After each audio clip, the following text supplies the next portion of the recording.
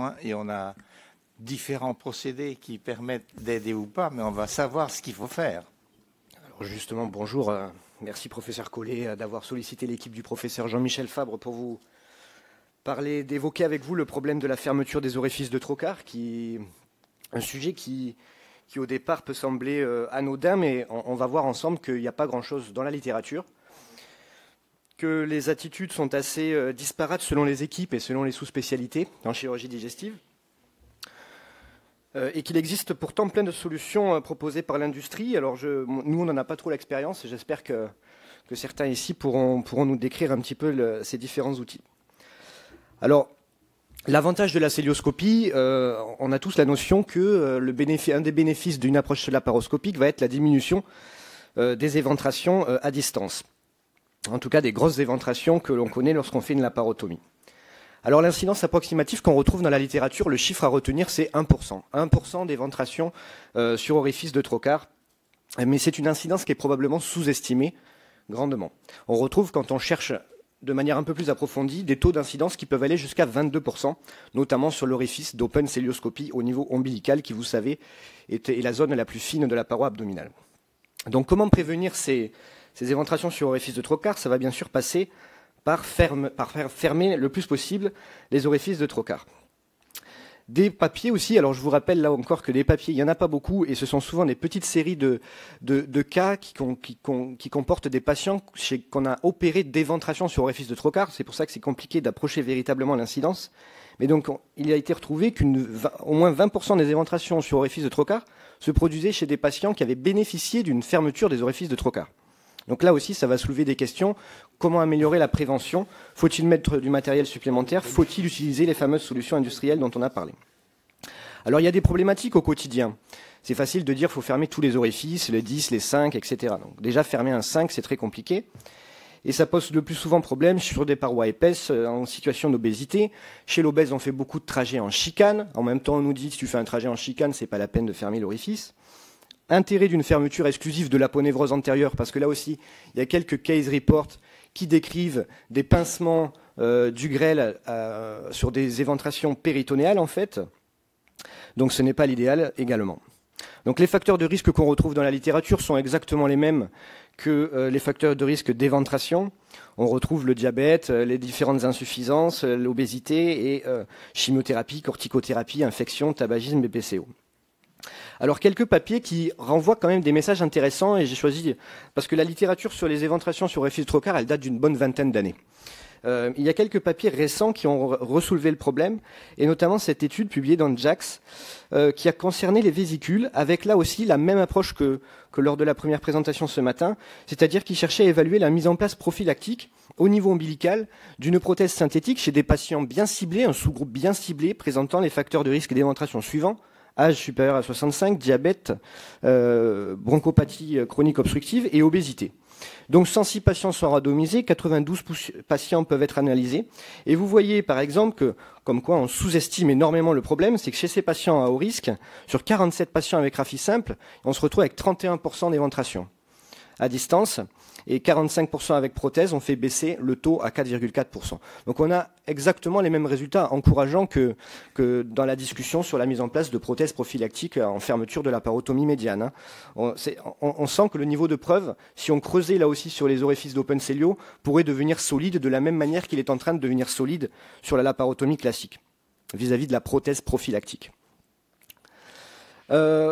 Pour faire le parallèle avec la situation de l'obésité. Donc on a dit que c'est finalement les patients, si on est méticuleux, un patient morphologie standard, on peut fermer, comme il est recommandé, tous les orifices de trocar de 10 mm. Chez un obèse, la situation est bien plus compliquée. Et donc j'ai trouvé cette étude aussi, mais qui n'est pas parfaite dans la méthodologie, puisqu'en fait ils ont considéré sur une série de 1000 bypass 244 patients qui, pour une raison ou une autre, avaient eu un scanner post-opératoire avec des délais entre le bypass et le scanner post-opératoire qui sont complètement aléatoires. En tout cas, dans cette équipe-là, ils ont retrouvé des éventrations sur orifice de trocar chez seulement 2 patients sur 244, soit 0,27%. Et chez ces 2 patients, ils décrivent des hernies sur orifice de trocar à contenu graisseux, risque d'étranglement faible, etc. Donc ils concluent leur papier en disant la fermeture de trocar, nous la jugeons non indispensable chez ces patients-là. Alors la prévention. Je pense que c'était inconcevable de ne pas parler de prévention, prévention des éventrations sur orifice de trocar, qui va passer par plusieurs étapes, en préopératoire, en péropératoire et en post-opératoire.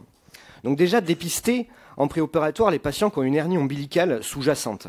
Parce qu'il va falloir envisager éventuellement, déjà faire attention quand on fait l'open, et envisager de la réparer en péropératoire, et prévoir éventuellement de mettre une prothèse si on est sérieux. Donc privilégier l'open célioscopie, on ne reviendra pas là-dessus. Privilégier les trocars de faible diamètre, parce que l'incidence des éventrations sur orifice de trocar va être proportionnelle au diamètre du trocar utilisé.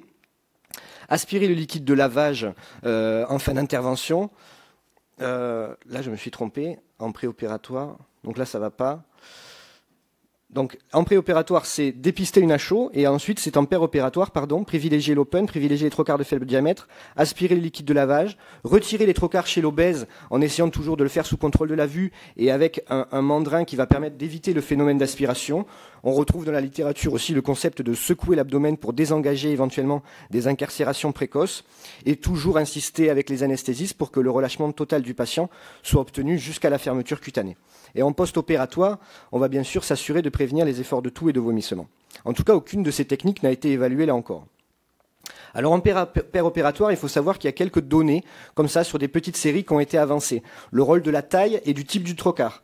Donc risque, on l'a dit, proportionnel au diamètre du trocar. Si vous utilisez un 10, un 12, vous allez avoir plus de risque d'éventration que si vous utilisez un 5. Par exemple, je sais que la cholécystectomie, quand j'ai appris à faire les cholécystectomies sous célio, on mettait un 10 en transrectal gauche. Maintenant, on met des 5.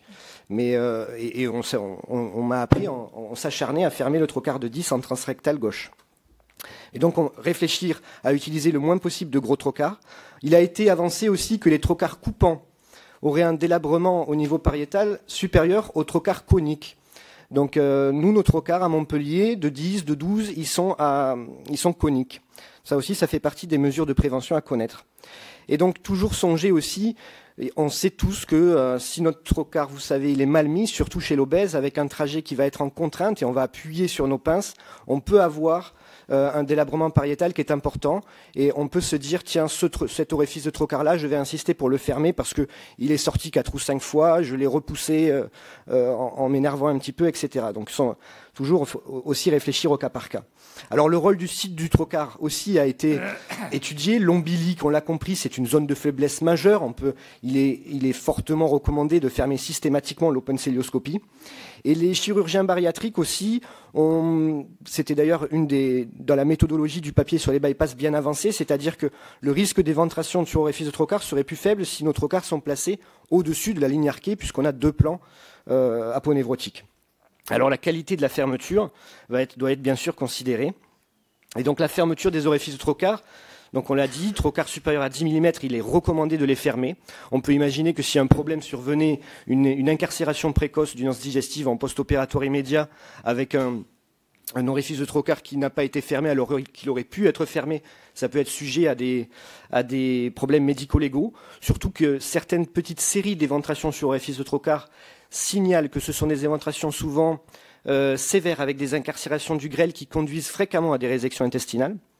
Donc fermeture des orifices supérieurs à 10 mm, fermer l'open célioscopie systématiquement en obéissant aux mêmes règles qu'une fermeture de la parotomie, on l'a bien vu ce matin.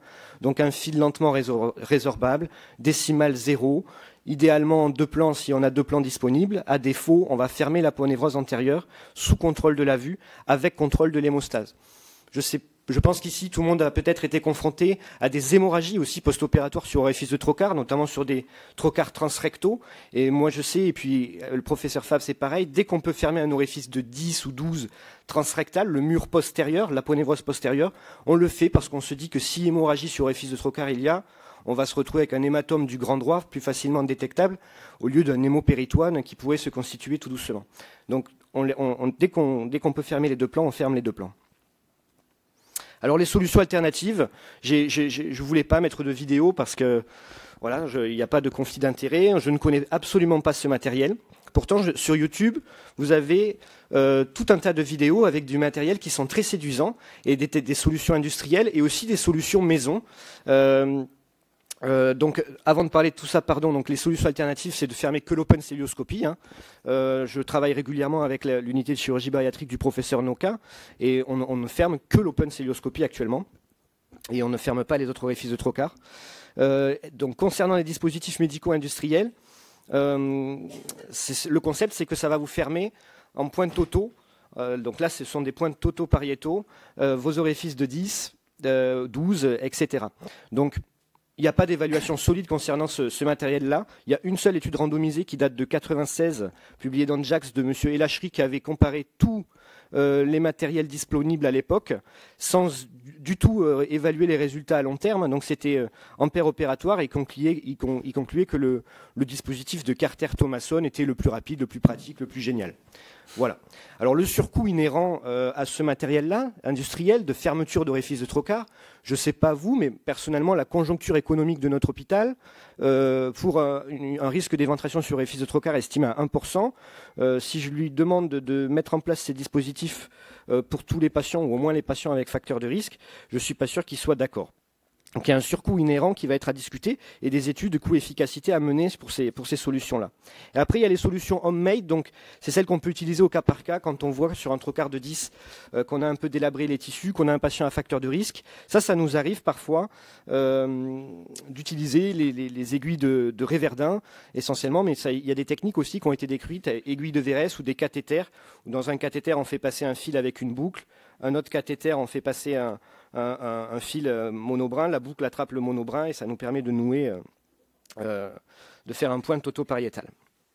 Donc en conclusion, on sait que la complexité des interventions laparoscopiques est en train de s'accroître année après année. La laparoscopie prend de plus en plus de place, la taille des trocars augmente. En partie, donc pour certaines interventions, elle peut aussi diminuer avec la micro-instrumentation, et d'où son intérêt. Le nombre de trocars aussi a tendance à augmenter. Donc l'incidence réelle des éventrations sur orifice trocar, actuellement, elle est estimée à 1%, mais on a tous bien compris, et on connaît les difficultés de détection des petites éventrations cliniques ou scanner, on en a parlé ce matin. Donc l'incidence réelle reste approximative, attention. Et toujours penser à une orifice, sur orifice de trocar devant une occlusion ou des signes pariétaux anormaux chez un patient qui a été opéré par laparoscopie. Comment la prévenir? Fermer si possible tous les orifices de 10 mm, en plus des mesures préopératoires et post-opératoires.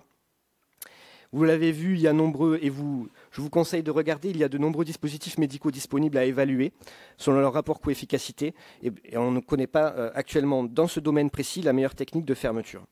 Je vous remercie de votre attention.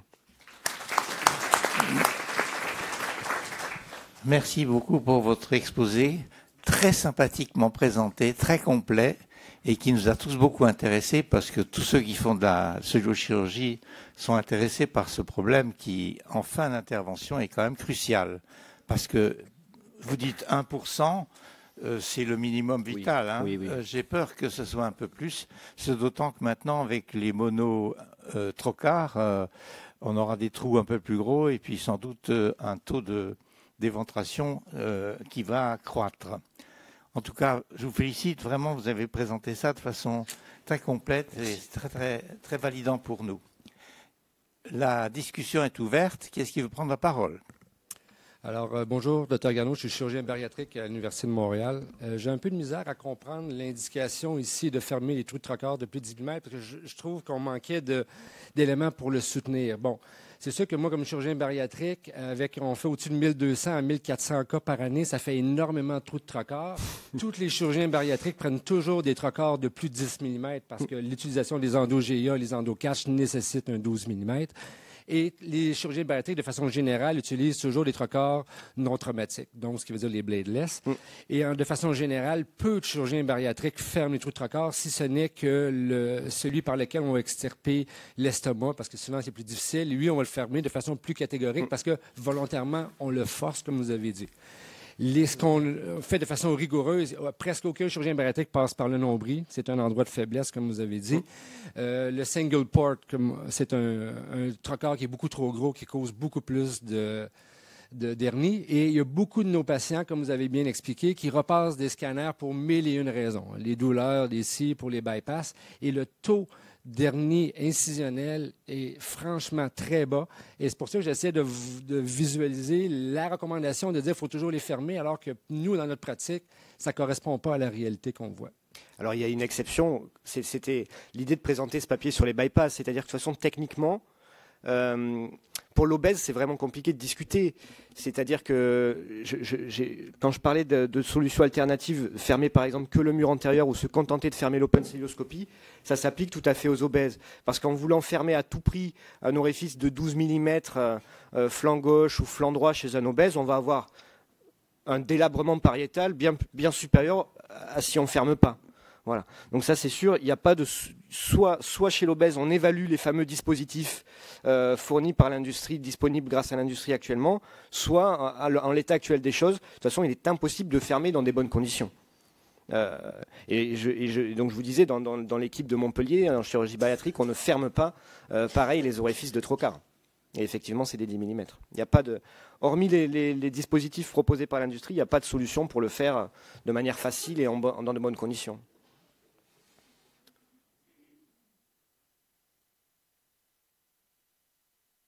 Et très souvent, chez l'obèse, pour des raisons anatomiques, à mon avis, il y a des trajets qui sont vraiment en chicane, très importants. Donc on se retrouve avec, on est souvent au-dessus de la ligne arquée, l'aponévrose postérieure et antérieure, les deux orifices ne vont pas être en face.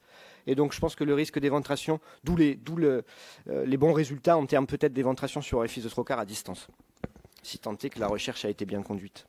Ouais. Merci beaucoup pour votre communication. Enfin, la discussion n'est pas terminée naturellement, mais je suis un peu déçu de voir qu'on cherche tous une solution efficace et miraculeuse, notamment chez l'obèse, et puis qu'on n'arrive pas à la trouver, quoi. On fait ça un petit peu comme on peut. Et ce qu'on peut dépend aussi parfois de la durée d'intervention qui est faite préalable. D'autres questions? Est-ce que le professeur Marc Révol est dans la salle? Il est là. Alors je le remercie d'avance. Et je lui passe la parole. Le professeur Révol, c'est un chirurgien plasticien à qui je lui demandais de venir nous donner quelques recettes de